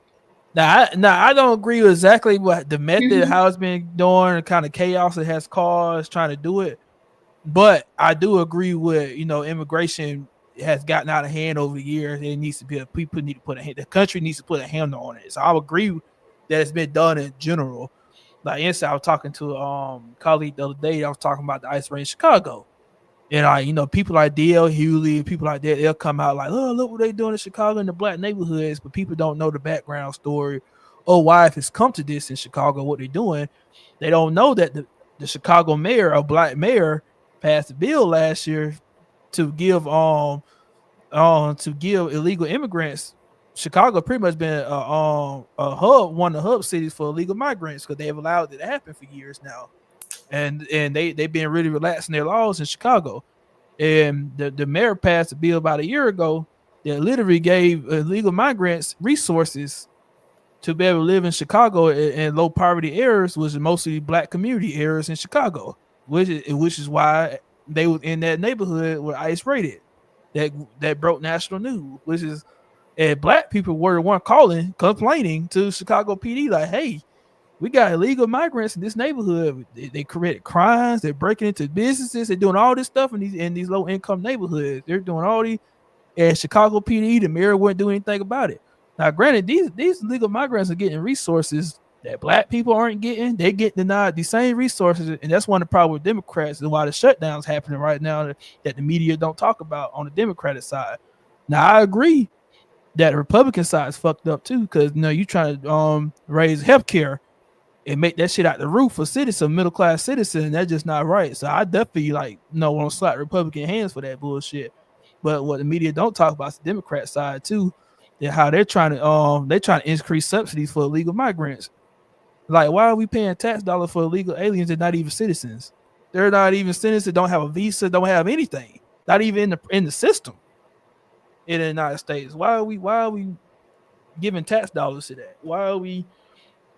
So that's why ICE really raided on Chicago, and then the building they raided was mostly Hispanic building that they raided, and then people was upset that they raided in the middle of the night. Well, if you think about it from law enforcement's perspective, you only got one time to raid a building. If you go raid it at 1 o'clock in the afternoon with 2/3 of everybody out working, and let's say I don't know the exact number, but let's say you got 500 illegal illegal citizens or illegal people inside of a building. If you go, they live there. Let's say if they would have did that at 1 o'clock in the afternoon, you might would have got 50 of them, 100 of them that was there in the middle of the day. Most people out working about, so you get them 50, 100 people. Now word gets around, hey, ICE was in the building earlier today. Now the other 400 scattered. They gonna scatter and not come back to the building because they know ICE was there earlier. So the best time to have a raid is the middle of the night when most people are there. That's how you get the most people. That's how you get. People don't really think about that. They just seen ICE in the black community and everybody lost their shits. They lost their shit. People like this. That's why I don't like people like D.L. Hughley. I'm gonna be careful what I say about Reverend Al Sharpton. I know he marched back in the day. He did a lot of things in the civil rights era, but I don't really care for him now. Now, like people like that, and the problem with people like that is they will only tell half the story, and they really prey on the black community's emotions. They really prey on it because one of the issues and what a lot of people think like me have, people starting to wake up and realize this, that people like that, whenever there's a George Floyd situation, whatever there's something like that with white on black crime or this stuff with Donald Trump, they all come out and speak about it. D.L. Hughley write a book about it, make profit off of that. They'll come out, they'll get with NAACP and BLM to be all in the news. What's that Lord Ben Crump? Don't like him either. He's another one that does that. So they'll come out and speak about it all day long, make their profits off of, do the interview stuff about it. But then when it's time for black on black crime, we got a problem with black on black crime in the black community. We have black boys reading at a 4th grade level on average, which is the lowest in history of the black community. Black wealth is declining.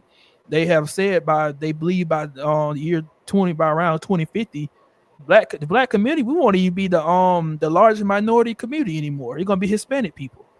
It's gonna be, but when we talk about that stuff, and that stuff happens every day. They all disappear. You don't hear from D.L. Hughley. You don't hear from Al Sharpton. You don't hear from Ben Crump. You don't hear from none of these people. You know why? Because it's not profitable for them. You don't make black on black crime news ain't profitable for them. They don't give a fuck. Well, I mean, by large, anyways. I mean, whites make up the majority of the population, anyways. Right. Well, I meant like the larger Yeah. Well, I meant like the larger minority population, like non-white people. Oh, okay, right now, the black community is about 13.6% of the population, but it's decreasing. It's Yeah. decreasing. Hispanics are increasing. So they have projected by like the year 2045, 2050 that we won't be the large minority group anymore. It'll probably be Hispanic people. Mm-hmm. It'll probably our wealth is going down. Our wealth is decreasing. So this is things like it's a problem in our own community that we can fix ourselves. We can, and we just keep going back to race and system inequalities and stuff like this. That stuff happens. Like the one thing I do disagree with a lot of people, like I love Antoine Daniels. I love him. I love people on that realm like that. But one thing I disagree with them, they say it don't exist. And I'm like, no, it exists. It exists. But I still think most people have the ability to overcome it. It still be great despite of it. If we have to stop like harping on those things and get back to worry about our own community, fix our own things first before we start fighting for system equality and things like that outside of our race, outside of our own communities. The big issue is we gotta get fathers back in the house. That's like the number one issue by far. We got too many single mother households nowadays. That's why you kids out here 13, 14, 15 shooting up everything, robbing people, hitting licks and all this stuff. Education is declining. It's a lot of things. Mental health is an issue, and especially with black men, even black women. So these are things that we just got to get a hand on, and we got to fix in our community. Yeah, I mean, I think so too. And as far as going back to the whole immigration situation, I mean, this is something that America has technically been struggling with for years. I would say his party is not the only one who tried to start those immigration raids. Basically, Obama did when he was in office. I had a couple friends that were basically deported back when Obama was in office. So I would say he's not the only president that had an agenda for immigration. Now, am I going to say I do support it? Neither here nor there, as far as, I mean, because you really have to look at statistics and how it's affecting the economy, how there are different ways and, to actually get that process going so that no one could be, hurt in the process. Because also back then when they did have raids and then they were putting them in those holding cells, those camps, like there were many people going missing. There were many people dying.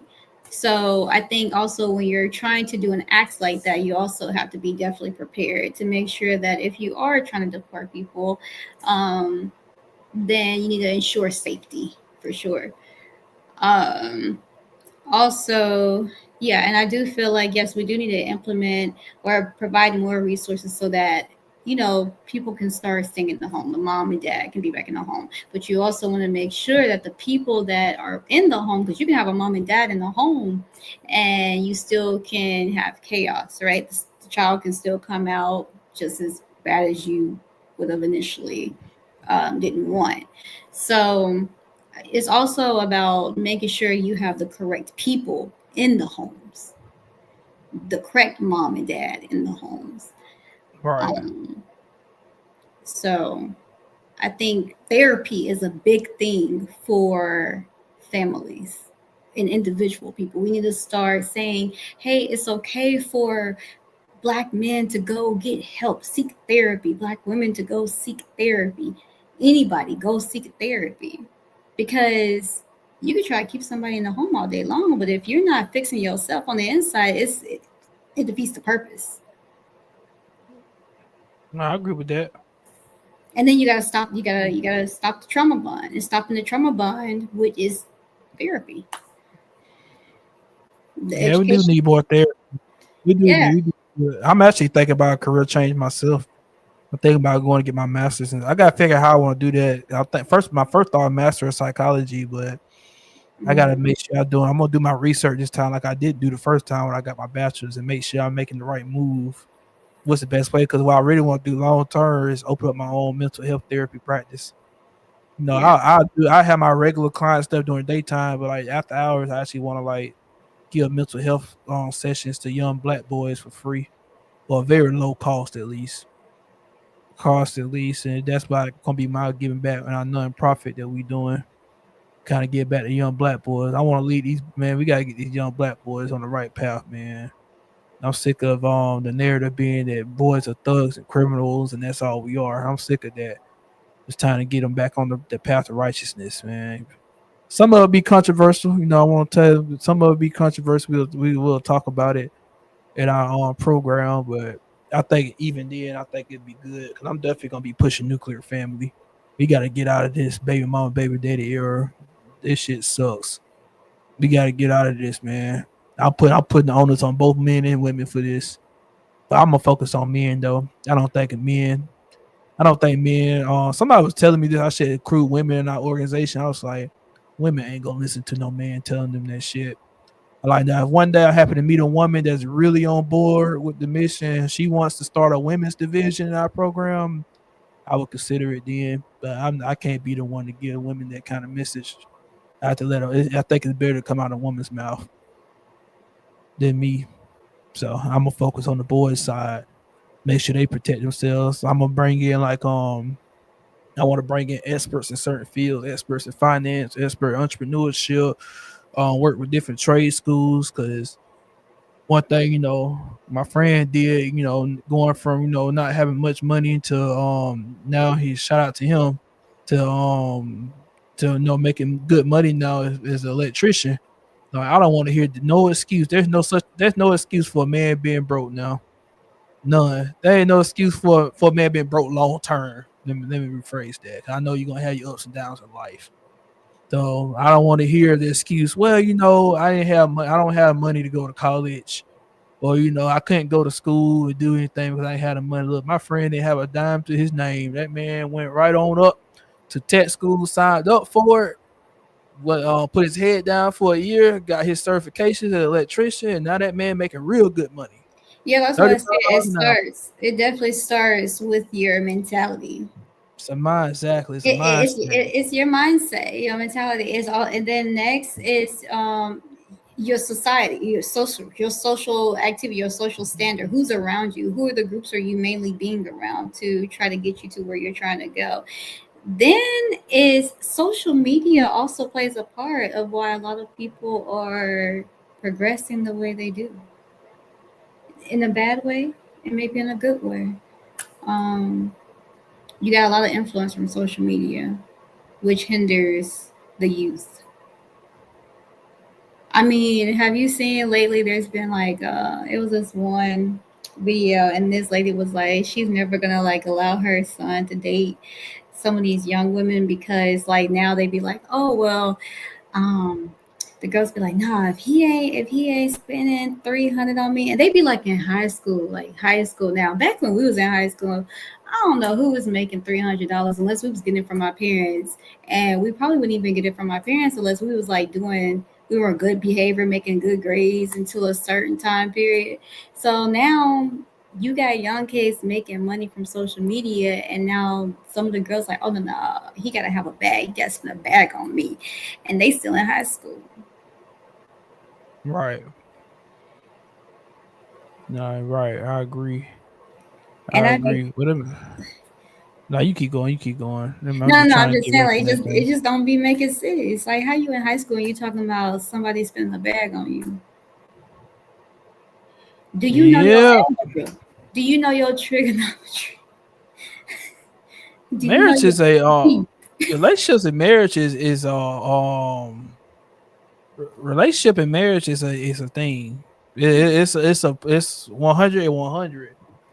Yeah, I think we just got very too much materialistic nowadays. So it's about what I get, and we really don't think about what the other side's needs too much. And I kind of do understand. I'm not gonna lie. I'm starting to understand as I dig deeper into religion and stuff like that. And comparing religion versus the way our structure is in the government. The way the government has designed our life, right? So if you really look at it, I understand why some people probably do not want to go through the process of being married, right?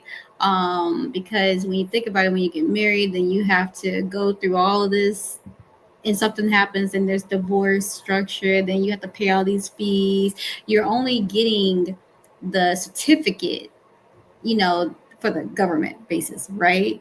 But in the Bible, I guess, where does it say in the Bible that you actually have to go through the same process that we actually go through now just to say that you're one? Because technically you're supposed to be married in spirit first before you're married on paper.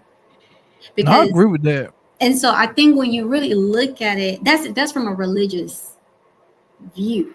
Well, this is my thing. I never agreed with the government taking over marriage. They should have kept marriage in the eyes of the church. I think it should never became the government thing. That's where everybody fucked up at. Right. And I don't know if you've been watching like Love and Hip Hop. No, I don't watch it a lot, but I think that's kind of like a whole situation between, what was it, Mendices and what's her name? Yeah, I don't watch Love and Hip Hop. I ain't gonna lie.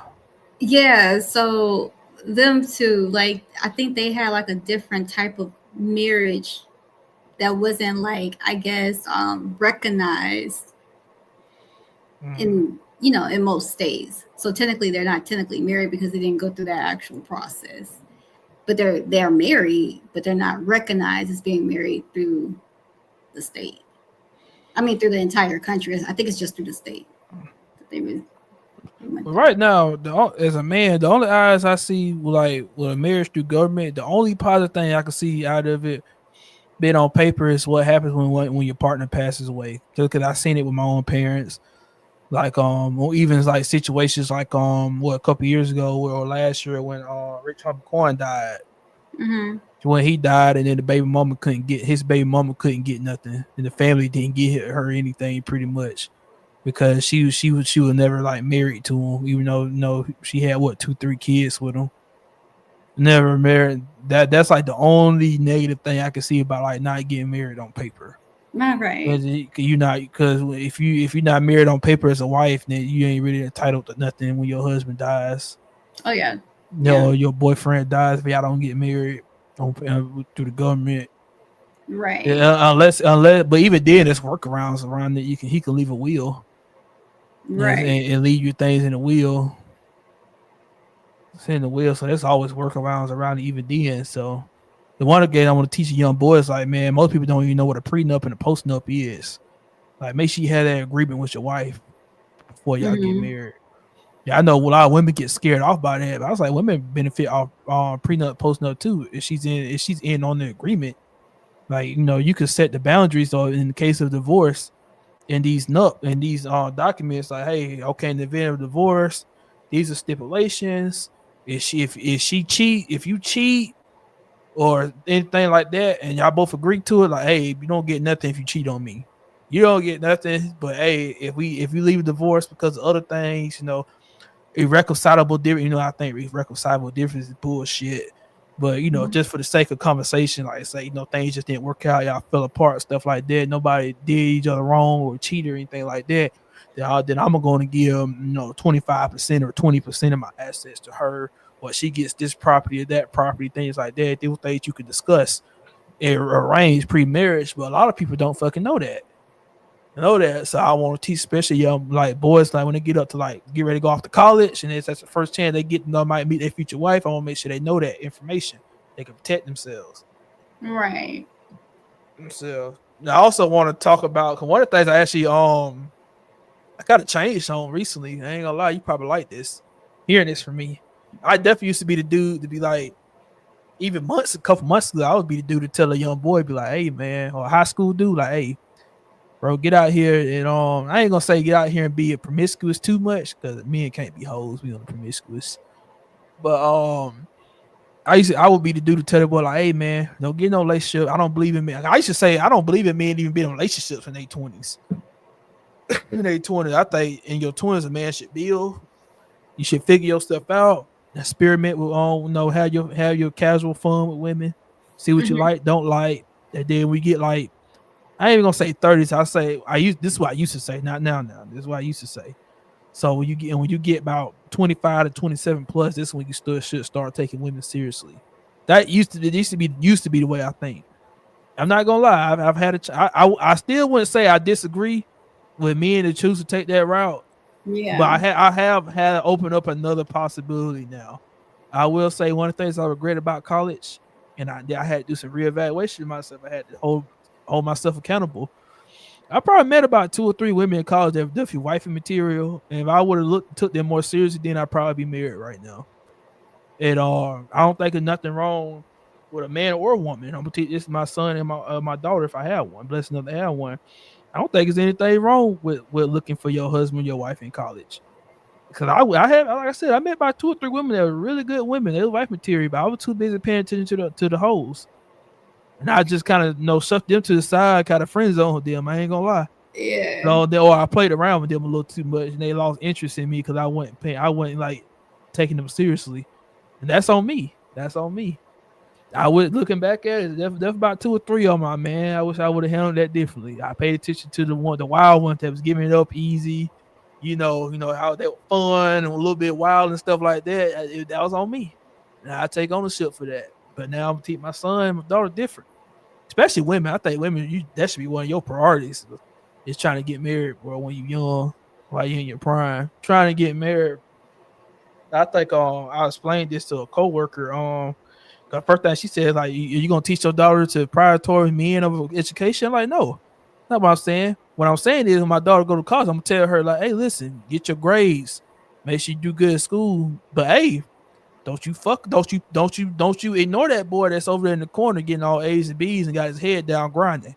Head down, he not out partying every weekend. He might go out and have fun here and there when it's necessary, but he ain't out partying, doing stupid shit every weekend. He ain't got a pants hanging down to his knees and all that stuff. He has a well-represented young man. He get his work done. He got a good head on his shoulder, things like that. Don't ignore him for the wild niggas.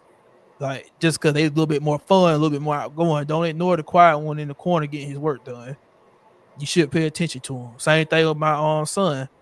Don't ignore the nerdy girl. The girl that's nerdy and stay in her dorm room every weekend, or might go out once a month. She don't go out every weekend partying, or she doesn't dress promiscuous and she don't show her ass and titties like some of the other girls. So she might not she might not get your attention right away like some of the other women do in college. You know how you dress when we were younger.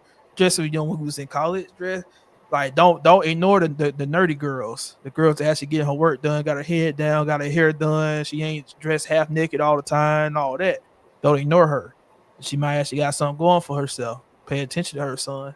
That's gonna be my advice to my kids, because I wish I would have done that. I wish I would have gave the women that I met like that, a little bit more attention when I was in college. Yeah, honestly, I feel like some parents, they do say that to their children, but you got to think about it. When they're in college or when they're in high school, they have their own what they're attracted to, right? You can tell them until you're blue, right? And I do agree. Like, yeah, I mean, there are a lot of people that probably were passed up in people's lifetime because they were too busy just trying to, be popular or, just attract the wrong type of people, be out there in those streets. And now they're getting older and they're like, dang, I don't really miss with some good people, Yeah, I agree with that, man. It's just very people the right way. Like, I hope I definitely like my kids, try to teach my kids the right way. Like, hey, my son grow up and be a little womanizer, my daughter be feminine and stuff like that. Cause I kind of made my mind with that. Hopefully we had a bad conversation earlier, man. Somebody asked me what I would do if my son or daughter end up being gay. I was like, man, just pray I never get in that situation. That's all I'm gonna say about it. That's a hard topic. Oh, it is. It's a hard topic. I mean, because like you can literally say right now what you'll do, but then when that time comes, it might be totally different. Yeah, once you have a kid, it might be totally different. Yeah. That's right now. I know what I would do right now. I wouldn't go as far as disown my son. Say for my son is, I wouldn't disown my son. I'm always gonna love my son, no matter what. But I'd be lying if I said that shit wouldn't be hard. That shit would affect our relationship. I'd be lying if I said I can't be the dude that's like, you know what? It is what it is. I said the first I gotta look at myself in the mirror. I'm gonna feel like I failed as a father. Does it depend on the age, or it don't matter? It don't matter what age. Just say I'm gonna feel like I failed as a father. I don't know if you remember that you seen the Best Man series on Peacock. Yeah, I'm gonna be like him, bro. My son come down wearing a dress and some makeup. I'm like, get your ass back upstairs, Oh bro. God. What the fuck you got on? Get your ass back upstairs. Put on some goddamn pants, bro. Take that shit off your face. That shit off your. So that just gonna be me. That just gonna take that shit off. Like, Nah, I don't you know. can be like Lucius. You can do what the fuck you want once you get out my house. You can't do that. That shit not allowed in my house. Oh fuck no. Oh, yeah. Absolutely fucking not. That shit ain't allowed in my house whatsoever. Mm. And I used to, everybody got the double. This is where I was on a guest podcast a couple weeks ago, and they was talking about this, and they was talking about the double standards, because and all the guys on there was like, well, my daughter ended up being no stud, I probably wouldn't look at it the same way as my son ended up being gay. And I was like, no, that I was one dude. It was like, nope, I'm gonna be just as pissed. I'm gonna be just as pissed. I'm gonna be just like, no, because I believe my daughter should be feminine. She should be, and I want my daughter to see my daughter on the cover of a man, because I'm a Christian. I believe in the Bible. I want to see my daughter on the cover of a man. Do not want to see her be a stud and a lesbian. See at all. See her. I think women should be on the cover of a man almost at all times, and I think our women should be protected and provided for. I don't think women should be out here in survival mode like men are. I don't think women were made for that. Now we got women out here that's doing it, and I know I give them all respect in the world and stuff, but in theory, I think that should be on the shoulders of a man. I think our woman's job is to protect our legacy, nurture our family. That's the kind of marriage I'm looking for in the future. Like, I want a marriage where I'm taking care of business. I bring the resources in. She take care of the house, take care of the kids. I think her job, and that's a job.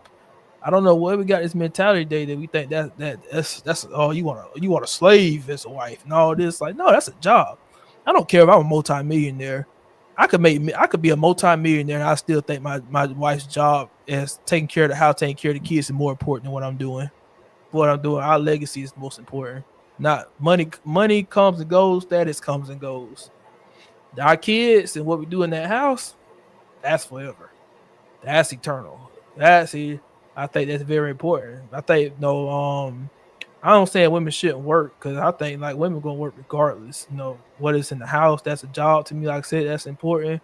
You might end up helping with the family. You might end up helping with my business. Let's say I meet a woman and she's really good. She was an accountant and she's really good with numbers and stuff. But baby, you can run the books for the business. She might be better at customer service than me. Baby, shit, get us some sponsors, man. Talk on the phone with them sponsors. Get us some sponsors for our channel, or for the DJ business. Get us a sponsor. You can talk a couple hours on the phone while the kids sleep and stuff. Get us some sponsors. Get us some new client stuff that make us some money. It's our money on account. This is our money. That's what I'm looking for. Somebody. Did you take that from me? Because I could have sworn I told you that last time. No, this is what I think too. This is what I think. I was like, I could have sworn that sounds just like it came from me.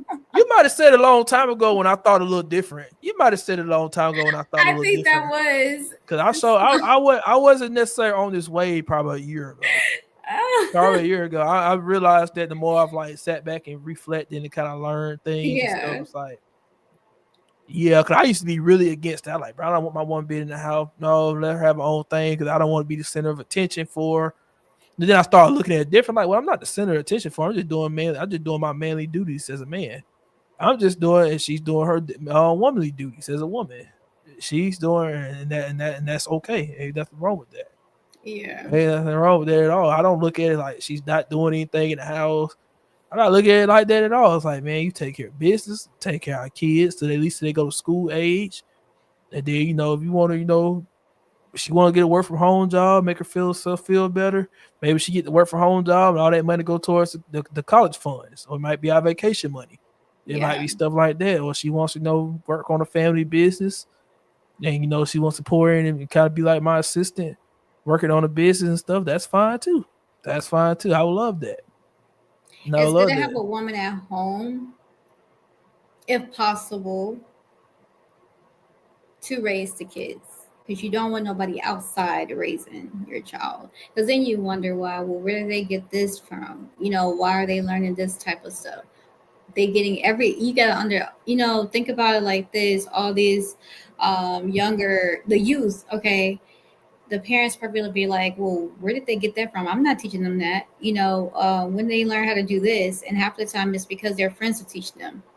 The schools are teaching them everything. Like, the schools is there to teach you, educational purposes, but there's a lot of other things that, parents probably don't want just for them to be teaching them. Social media is teaching them. Everybody else is raising your kids, but you in the home. So yeah. Yeah, no, I agree with that, man. Especially, I learned a lot, man, last like 6 months or so, man. I changed my stance on so many things, like just evolving as a person. Because I used to pick on people that went to private school growing up. Parents that put their kids in, oh, y'all waste all that money for. You too good for public school with the regular folk. He say shit all the time. Man, I'm telling you, I was a 180 with that, man. I'm like, man, fuck that. My kids is going to a very high-end public school, or they going to private school. And that just end up in all. Cause public school, man. Some of the stuff they teaching these kids nowadays, oh hell no. Oh hell no. Oh no. I seen the story. I was watching a story on TikTok the other day about the mom being outraged because her 6-year-old son come home from school, asked the question, talking about he read a book at school. They went over a book at school. They talking about, he asked a question like, yeah, I don't understand why the man in the book was putting on a wig and a dress and trying to dress like a woman. He wanted that explained to him. That I was like, boy, my son come home at 6-year-old asking that shit. I'm going up to school raising hell. What are you teaching my kids at 6 years old? This bullshit. This bullshit. Like, oh no. Oh hell to the no. I'm raising hell. Oh, this is stuff that's been going on in schools now. Yeah, but that's why you have a lot of people there. Before I go, but that's why you have a lot of parents and other people that are trying to homeschool their children. I feel like sometimes homeschooling is the best experience as well. It's not saying that you're completely, like isolating your child from other people, but their education, they're getting strict education. It's just education at home with a specific teacher, right? And if they want to be active within other activities with other people, you can always get them in other things. But that's just something that's also an option as well. But you also got to think about it. How many people can do that for their children? That's fair. Based off their status, their class, Yep, that's low fair. income families don't have the money to homeschool their kids. Low income families don't have the money to take them to a private school. Low income families probably don't even have the money to even take them to some of the high public schools, well, the high end public schools, because it's in a certain area. And then most of the times, in order to even go to that school, you have to be living in that area nowadays. Yeah, that's something we gotta fix. We gotta make the schools more even keel. It gives the kids more opportunities to go to other areas if they want to, instead of making them forced to go in their zones. Because some might be outperforming the area of school they're in. Yeah. Some of it was on the Black community too, because we got to treat our neighborhoods better too. Because one of the biggest one of the largest sources of funding for schools is property tax. So if you treat your neighborhood like shit, crime is high in the neighborhood, and we're not doing. One thing I would criticize, the Black community for, especially low crime. We could end black on black crime almost overnight if we wanted to. Because most neighborhoods, they know exactly who's doing the killing, they know exactly who's doing the stealing, they know exactly who's doing what, and nobody won't say shit about it until it's one of their own that's affected by it. If we just clean that stuff up, clean up our neighborhood, all of a sudden the value of the property in that area goes up. That's more money for the community. Now the school getting more money. That's more resource for the school. But I don't know, a lot of people don't think like that. I don't think like modern day parents even care about education like that anymore. Like that, because even my hometown is guilty of that, man. I think about a month or two ago, people was going crazy because the school had bed bugs, in the school. And I was like, well, more likely somebody probably brought that from the house. Probably brought that from the house and spread in the classroom, stuff like that happens.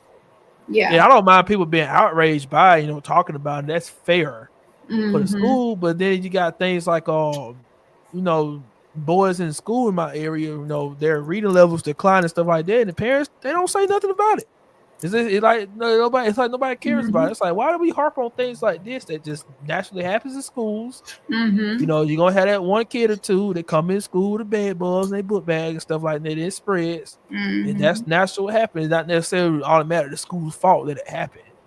We all outraged by this, ready to talk. Oh, this is school, man. Y'all gotta do better, this and that. But then we start talking about reading levels of kids, and you start talking about they putting all this drag queen and all this stuff in elementary kids' books and all this stuff. Now it's in television shows or cartoon shows with kids and stuff now. Nobody says nothing.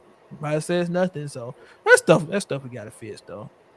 Well, yeah, no. and I totally agree. I totally agree. It's gonna take a while, and it's gonna take a village to honestly get there. And it's probably not gonna ever be perfect, but there, just networking with people, just trying to get everything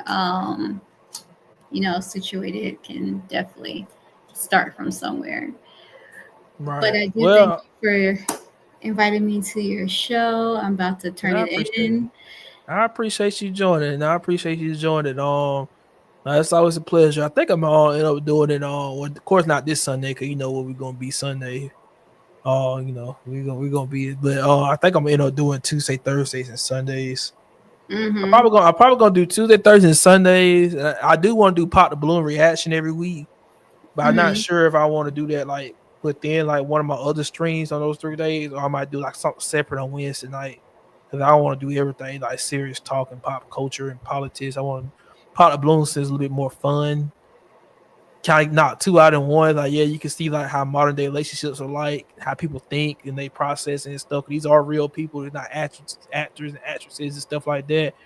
But it is more fun too, more relaxed. So I think I'm gonna do Pop the Balloon reaction on Wednesday nights. At least some Wednesday nights, maybe not every Wednesday night. So I appreciate you joining. So yeah, we're definitely gonna talk more. So y'all know if you want to shout out your IG, shout out your IG or anything you got going on. Because these gonna get chopped up into clips. But no, I just want to say thank you for inviting me, and I will we'll catch up, talk some more, see you on Sunday. Definitely can't wait for the Pop the Balloon conversation. I'll try to come in every now and then. I just get home so late, so that's fine. Yeah, that's fine. I understand. Mm-hmm. Okay. Well, I appreciate you, ma'am. All right. See ya. All right. See ya. Be safe. That was good. That was good. That was good. All right, y'all. Next up, we're going to go ahead and follow. We're going to go ahead and talk about the NBA. And we got breaking news with the NBA. We got breaking news with the NBA, y'all. So we got the FBI in gambling. Man, why they gotta fuck up shit, man. Caesar just started yesterday. The Thunder, Thunder got their rings yesterday. Thunder won last night, beat the KD and the Rockets. Then you had turn around and had the Warriors knock down the Lakers. My boy Luka, I'm sorry he lost, but no LeBron. Lakers not at full strength yet, so that's kind of coming. But then I wake up this morning, you got this bullshit this morning with damn FBI and this whole gambling operation and shit going on with Chauncey Billups and Terry Rozier and they named Damon Brown and 30 some other arrests. Like, man, what the fuck, man? We gonna get to it, man. All the goddamn ads, man. Somebody has to get me ad free YouTube, man. Yeah, I'm letting. Don't worry, I'm letting the ad play. Jesus Christ, I hate fucking ads, bro. You don't fucking want Cracker Barrel. All right, let's get to it. Warning from the NBA involving not one but 2 arrests of notable people within the NBA. Shams is with us. We've been following your Twitter feed all morning long, Shams, as you've been reporting on it. For those who've not heard anything about this, just tell everyone everything they need to know. What has happened this morning? Greeny, Portland Trailblazers head coach Chauncey Billups and Miami Heat guard Terry Rozier have both been arrested this morning. Billups at around 6 a.m. in Portland, Oregon, and Rozier around 6 a.m., I'm told, in Orlando, where the Heat were playing last night. Rozier's been arrested for his involvement in alleged sports gambling, prop bets, and Billups, ABC News is reporting, is tied to an illegal poker operation tied to the mafia. And so the FBI has been investigating this situation for several months, and in Rozier's case, at least 2 years. And today is making arrests. There is a press conference that is set by the FBI. The Eastern District of New York has been leading this investigation. I'm told FBI Director Kash Patel has also been increasingly involved in recent weeks. He will be leading the press conference today as well. But this is really seismic news in the NBA for a sitting NBA head coach in Chauncey Billups to be arrested, taken into custody for alleged illegal gambling, as well as... Well, a perfect example. You cannot do stupid shit like this when you up. And I really think they might explain the video, but I think I don't even think this is going on currently. I don't know about Terry Rozier, but I think Chauncey Billups, this was something in his past, like maybe 4 or 5 years ago that he was doing. I don't know if he was doing this currently. I could be wrong, but man, you have to really be careful how you move when you got money like that, man. Because now your whole life has changed drastically off some bullshit. And you already fucking filthy rich. Why are you? Terry Rozier for sports betting, allegedly. 2 arrests made this morning. There are expected to be numerous arrests also tied to both of these situations. So the NBA wakes up this morning in the midst of, I suppose you would have to say, a sports league's worst nightmare. Is there any indication that the league had any idea this was coming? Did they know any of this might happen this morning? As of last night, I was told the NBA did not have knowledge of these specific arrests. This has been led by the FBI. The FBI made their arrests early this morning. But the NBA has been investigating Terry Rozier, Malik Beasley. Terry Rozier was cleared by the NBA investigators over the last couple years. That's why he's been playing in games. Malik Beasley, a free agent, has not been cleared by the NBA's investigation. That's been ongoing. As of about 15, 20 minutes ago, I was told Malik Beasley was not taken into custody today as part of these gambling investigations and arrests today. Okay, so what kind of motherfucker y'all had investigating? The FBI, well, I guess there's a lot of things you got to look into. FBI, man, that's why it takes a while, man. They have to get their facts checks and all that. They got to do the investigation because they don't want to leak no loopholes, especially when you're dealing with wealthy people. And you know people like Chauncey Billups and Terry Rozier, they really can afford high-end lawyers and representatives to try to get them out of cases like this. So somebody like the FBI, I do give them props for taking their time on it with months. Even Terry Rozier, for a couple of years, they say the FBI been looking at him silently. So they have to make sure the fact they took that long to make this arrest, that means they crossed their T's, they dotted their I's and crossed their T's on it. They try not to leave no loopholes for these motherfuckers to get off of that shit. So again, we've had 2 arrests so far, and the possibility there will be more. It's outstanding work, Shams. As always, we'll let you get back to the phones here, and if there's any further information, please join us as we'll bring it out to the table here right off the bat. We live in an entirely different atmosphere when it comes to sports gambling than certainly those of us, Shefty and I, and some of the older people at the table grew up in this business being around. Sports gambling was always something that was completely verboten. It was something that was sort of in the shadows. It was something that leagues stayed far away from. It was something that networks like ESPN would stay far away from. Those days are obviously long behind us. You hear a lot about legal sports gambling on this show. The Bussin' Boys, obviously sports gambling is a huge part of what you do, so we put those all out there as a preamble because it might be in the back of people's minds, and we acknowledge that this is a different time and place. However, there is a fine line, not so fine, there is a bold line that obviously has to be drawn between legal sports gambling when it comes to the public and anything that might infiltrate into locker rooms and into teams. And it is, we all knew it was going to be a complication as this became more and more prevalent within the world of sports. So, Dan, I'll start with you. You played in the NFL, 12 years in the NFL. These are obviously conversations. For all of that time, sports gambling in this country would have been illegal. And in those days, as I have been told many times, people would come in, representatives from the league, make very clear just how far away from these sorts of things and how serious the consequences are for anyone who was caught and entangled in any of this stuff. What are your thoughts as you hear these stories? Yeah, I think number one, what you do in the darkness will always come to the light. And these players and Chauncey, at least allegedly, have been doing things, you know, that they certainly thought would be remain secretive. I think the second thing is it's hard. Like back then when we were playing in the league, it was relatively easy or significantly easy for us to stay away from it because it wasn't as easily accessible. You know, so yes, we always had people coming in and explaining to us what you could and could not do. And it was mainly don't do anything. And it was almost like you didn't think about it twice because it was such an impossible thing to even entertain doing. Now I think because it's so easily accessible and there's so many different ways to do it, it's a much easier slippery slope to get yourself into. You can dip your toe in the water, and all of a sudden it's a snowball and it goes downhill real quick. And so I think that's one of the challenges to people in the limelight, people in the sports. Another thing, man, I'm telling you, man, the world's changing, man. The AI. I promise you, AI, artificial intelligence has something to do with this. Because all of a sudden now when you got AI, you can. These gambling companies, man, they could track things better, man. They could see discrepancies, man, with certain bets and what's going on in certain bets, man. They could pick up things a lot easier with AI in these systems now, man. That's dangerous too. Well, people in roles of leadership, it's so much easier to make a mistake nowadays than it was years ago because it's so easily at our fingertips.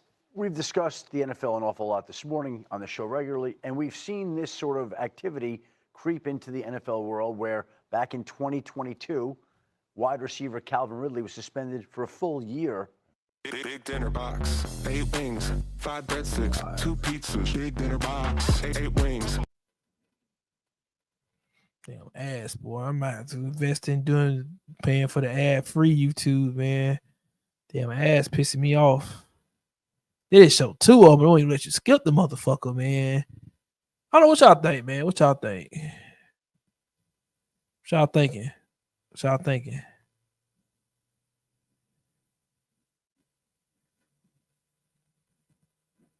Yeah, what y'all thinking? All right. Back to it. That he had gambled. We've seen other players like Jamison Williams get 6 games, Quintez Cephas, CJ Moore, other players also be suspended. There was a rash of suspensions from the NFL in that time period, raising everybody's awareness. But today feels a little different, and we don't know very much about the particulars of this case. But when you see a head coach of a professional sports team get arrested, you stop and ask yourself, we have not seen anything like that through the history of sports very rarely. Like, that is something that makes you stop and say, wow, because it is so rare and so unique. But this is the type of story, this is the type of situation that we're starting to see more and more of. It's the world that we live in. We're on a network. We're seeing overs and unders and betting lines all the time. It's all around us everywhere. And obviously, it's infiltrating into the sport as well. For those who may be wondering, some things may seem obvious to all of us and may not be obvious to everyone who is watching. So let me just give you a quick explanation. I did the first interview with the central figure in the Arizona State point shaving scandal about 15 years ago. And the way these things can happen, I'm not in any way suggesting this is what happened in these cases, but with these prop bets, they are incredibly simple. A player can get involved with a bookie. This is what happened in the case of the Arizona State. He's betting on other things, betting on football games or whatever the case may be. All of a sudden, he owes him a little bit of money. All of a sudden, a conversation takes place. I wish I could get rid of some of this debt that I have to you. The next thing you know, simple as that. A player feigns an ankle injury. He hits all of his unders, and that's the end of the conversation. That's how easily something like this can happen. That was happening long before this activity was legal in this country. So it has always been a part of the culture, but to the point that these guys have made here, it's so much more prevalent now that it's easy to see how it becomes easier. Just thoughts, again, from 3 former NFL players.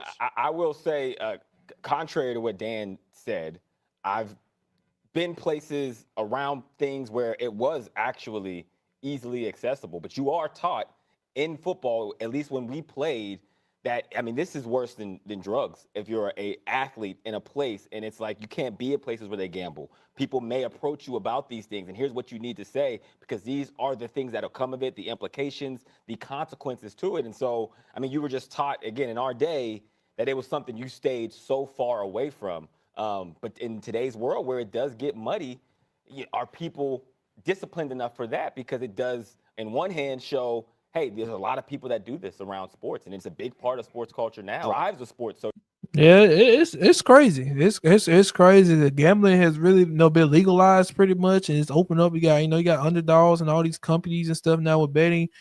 Yeah, it's a lot more accessible nowadays. And I agree, it's a lot more easier. It's a lot harder to avoid getting into that world, but even then, man, like damn, bro, get so far dealing with the mafia and man, that's a lot, man.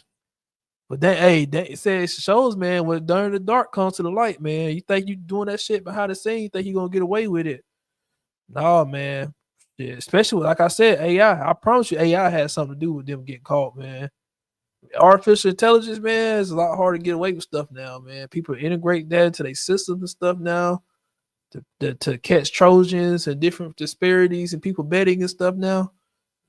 to speak, like where is that line, and how pronounced is it for players in that situation? Yeah, I think the thought process, like before, at least when I was growing up, it was gambling was for people that were in the corner, shady in the shadows. You had to get a bookie, that type of thing, kind of like movie stuff to be growing up in Arizona.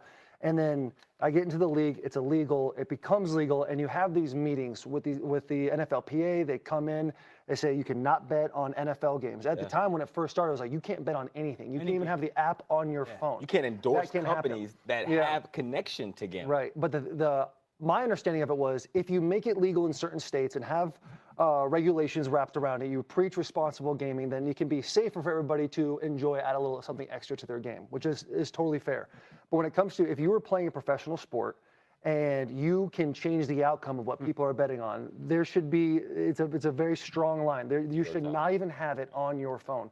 We had a situation with the Titans where there was a guy who was placing bets, but he was placing bets on college games, which is fair. But the issue with the way the NFL works is if you're on the property of the Tennessee Titans facility and you place a bet, that is technically illegal. So he wasn't betting on anything NFL-wise, but because of that, he missed 4 games. Quick word. Go ahead, Will. Yeah, dude, it is such a slippery slope. Like the fact that it's tied to the mafia, you gotta assume, like we're sitting here assuming that it started small and now you're getting to like, this is like Hollywood stuff. I know for me, like as it was transitioning from illegal to legal, like I had a situation, I joke about year 10 all the time, but when I went down to Atlanta to sign, I had a gambling show already in place that I had to sign all these things to kind of separate it. But then it was such a long process to even get there to where I could be eligible to play that it's just like, yo, they hammered down on all this stuff. I think it is nuts what is happening with this NBA situation. At the end of the day, if these sports leagues, professional sports, and even collegiate sports, they don't have the credibility of their product, and they don't have anything. And so that's why they have to be as careful about this as they have to be and as they are. And again, the news this morning, we have seen 2 figures from the NBA arrested in separate instances. You talking about lies affected forever. It's insane, man. Y'all drop it down in the comment section. You tell me what y'all think about that, man. Listen here. Yeah, y'all tell me what y'all think about that, man. This has been a great episode, y'all, man. I'm happy with y'all. Listen, we got a little over 2 hours. I'm gonna skip the No Kings route. I might do a separate reaction to No Kings route. Talk about. Shout out to my guy Andre Williams, man. Shout out to him. Shout out to him, man. They whooped his ass in Detroit, and I don't like that. I stand with that man. This is right or wrong.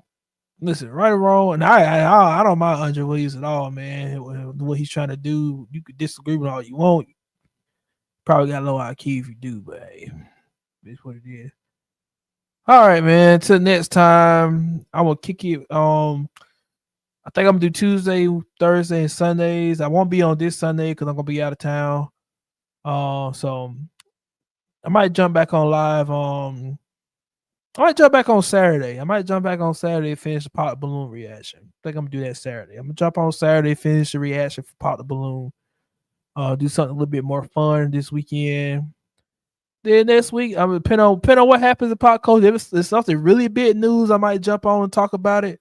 If it's something like really big that's going on, I'll probably jump on and talk about it. But other than that, till next time, see.